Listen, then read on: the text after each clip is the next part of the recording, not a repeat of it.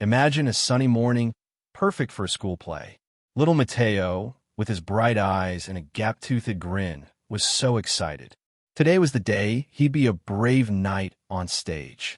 His mom, Sophia, a kind woman with a warm smile, bustled around, packing snacks and making sure Mateo had his costume. His dad, David, a strong and loving man, promised to get gas before heading to school. They were a happy family, living the American dream in their cozy little house. They loved movie nights, playing in the park, and supporting Mateo's every adventure. Today's adventure? Seeing Mateo shine on stage. Everything felt right, filled with joy and anticipation for the big performance. With a kiss for Sophia and a high five for Mateo, David grabbed his keys and headed out the door. "I'll be back before you know it, champ," he called, the cheerful words echoing in the hallway. The gas station was only a few minutes away. You picture Mateo on stage, slaying dragons and rescuing princesses. He smiled, feeling a surge of pride. The sun shone brightly, making it a beautiful day. He turned on the radio, humming along to his favorite song. It was just a quick stop, a little errand before the big event. He never suspected that this ordinary trip would change everything. David pulled into the gas station, the familiar scent of gasoline filling the air. As he started filling the tank, two cars suddenly screeched to a halt nearby. Men in plain clothes jumped out, their faces stern. David Garcia, one of them asked, his voice sharp. David, startled, nodded slowly. Before he could say anything, they were surrounding him. "We need you to come with us," another man said, his tone leaving no room for argument. David was confused and scared. "What's going on? What did I do?" he asked, his voice trembling. They didn't answer. They just led him to one of the cars and told him to get in. Back at home, Sophia checked the time. David should have been back already. Mateo was dressed in his night costume, pacing excitedly. "Mommy, where's Daddy?" he asked, his voice filled with anticipation. "He's just getting gas, sweetie. He'll be here soon," Sophia replied, trying to sound reassuring, but a knot of worry was forming in her stomach. She tried calling David's phone, but it went straight to voicemail. Maybe he was just stuck in traffic? But David always answered his phone. The minutes ticked by, each one feeling like an hour. The school play was about to start, and David was nowhere to be found. Sophia's worry turned to panic. Something was wrong. Sophia decided she couldn't wait any longer. She had to take Mateo to the play, even if David wasn't there. As they arrived at the school, Sophia's phone rang. It was a number she didn't recognize. Hesitantly, she answered. A voice on the other end said, "Are you Sophia Garcia?" Sophia's heart pounded. "Yes, this is she." The voice continued. "Your husband, David Garcia, has been detained by ICE." Sophia felt like the world was spinning. "Detained? ICE? What are you talking about?" "Why?" The voice simply stated, "He is being processed. We cannot provide further information at this time." The line went dead. Sophia stood frozen, Mateo tugging at her hand, asking, "Mommy, where's Daddy? Is he coming to see me be a knight?" Sophia didn't know what to say. Her world had just been turned upside down. Standing outside the school auditorium, the sounds of children's laughter and music fading into a distant hum, Sophia tried to make sense of what she'd just heard. ICE? Why would IC arrest David? He had his green card. They were married. He was legally allowed to be here. Panic threatened to overwhelm her, but she knew she had to stay strong for Mateo. "Sweetheart," she said, kneeling down to look at him, "Daddy can't make it to the play today. He had an important thing he had to take care of." Mateo's face fell. "But I wanted him to see me." Sophia hugged him tightly. "I know, honey. I know. But I'll be here, and I'll cheer extra loud for you." Inside, her mind raced. She needed proof, something to show IC they had made a mistake. She needed to find their marriage certificate and David's green card. Now, leaving Mateo with a friend's mom at the play, Sophia raced home, her hands shaking as she unlocked the door. She flew up the stairs to their bedroom, frantically searching through drawers and filing cabinets. Were those documents? She remembered putting them in a safe place, but now she couldn't recall where that safe place was. Finally, after what felt like an eternity, she found a folder tucked away in the back of a closet. Her hands trembled as she pulled out the marriage certificate and David's green card. Relief washed over her, but it was quickly replaced by a new wave of anxiety. How could she get this information to IC quickly? Every minute counted.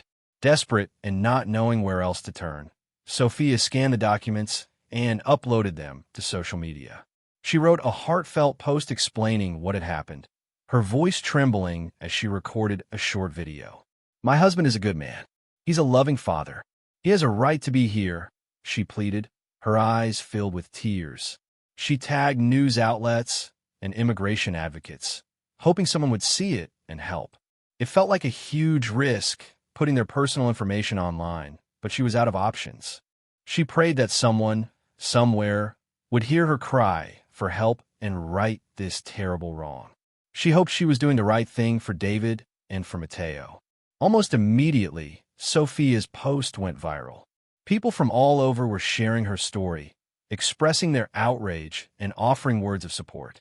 Many offered legal advice, while others simply sent messages of hope and encouragement. It was overwhelming, but in a good way. However, amidst the outpouring of support, some people started spreading false information. Some claimed David was a criminal. Others questioned the authenticity of the documents. Sophia tried to ignore the negativity, focusing on the positive messages and the hope that her story would reach the right people and bring David home. The power of the internet was a double-edged sword. Days later, Sophia received another call. This time, it was from an IC official. He said they had reviewed David's case and realized they had made a mistake. There was another David Garcia with a similar name who was wanted for questioning. They apologized for the inconvenience. Sophia felt a wave of relief wash over her, but it was quickly followed by anger. "Inconvenience?" she exclaimed. "You took my husband away from his family. He missed his son's school play. This is more than just an inconvenience." The official offered a formal apology, but the damage was done. David was coming home, but he had spent days in detention for no reason. During those long days, David was held in a cold, unfamiliar place. He didn't know anyone and felt very alone. The food was different from what he was used to, and he missed Sophia's cooking.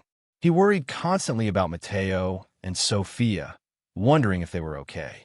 He couldn't call them, and the uncertainty was agonizing. He tried to explain to the guards that they had made a mistake, but they didn't listen. Back home, Sophia and Mateo were also suffering. Mateo kept asking when his dad was coming home and why he hadn't seen him be a night. Sophia tried to be strong, but inside, she was scared and heartbroken. The days felt like years. The day David was released was filled with a mix of joy and apprehension. Sophia and Mateo waited anxiously outside the detention center. When David finally emerged, he looked tired and thin, but his eyes lit up when he saw them. Mateo ran to him, jumping into his arms with a cry of "Daddy." David hugged him tightly, tears streaming down his face. Sophia rushed forward, embracing them both. It was a tearful reunion, filled with relief and gratitude. They were finally together again, but the ordeal had changed them all. The happiness was tinged with a lingering sadness and fear. They were home, but home didn't feel quite the same anymore. That night, after Mateo was tucked into bed, Sophia and David sat in the living room, the silence heavy with unspoken words. "He was so disappointed I missed the play," David said, his voice cracking with emotion. "He kept asking if I saw him slay the dragon." Sophia reached out and took his hand. "I know, honey. It broke my heart to see him so sad." Mateo had put on a brave face, but Sophia could see the disappointment in his eyes. He had worked so hard on his part, and he wanted his dad to be there to see him shine. The missed play was a symbol of everything they had lost during those agonizing days. It was a reminder of the fear and uncertainty that now shadowed their lives. The following weeks were difficult. David had trouble sleeping, often waking up in the middle of the night, reliving the moment he was arrested. Mateo became clingy, always wanting to know where his dad was. Sophia found herself constantly checking the news, worried about other families facing similar situations. Simple things like going to the gas station triggered anxiety. They tried to resume their normal routines, movie nights, park visits, but the joy felt forced. The trauma of the arrest had left a deep scar, making it hard to trust that everything would be okay. They were a family trying to heal, but the road to recovery was long and uncertain. Despite the fear, the community rallied around the Garcia family. Friends brought over meals, neighbors offered to babysit Mateo, and even strangers sent cards and small gifts. People organized a neighborhood watch to make sure David felt safe. The school held a special Night Appreciation Day for Mateo, where he got to wear his costume again, and all the kids cheered for him. This outpouring of kindness helped the family feel less alone and more secure.